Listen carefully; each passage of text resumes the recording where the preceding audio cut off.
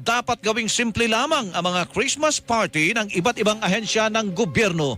Yan ang sinabi ni Pangulong Bongbong Marcos kasabay ng panawagan na tumulong ang iba't ibang ahensya ng gobyerno sa mga nasalanta ng sunod-sunod na bagyo. Ayon kay Executive Secretary Lucas Bersamin, hinihimok na Malacanang ang mga ahensya na ibigay sa mga tinamaan ng kalamidad ang anumang matitipid. Bilang pagtalima dito, naglabas ng memorandum ang Department of Education kaugnay ng simpleng pagdiriwang ng Pasko sa lahat ng kanilang opisina at pampublikong paaralan.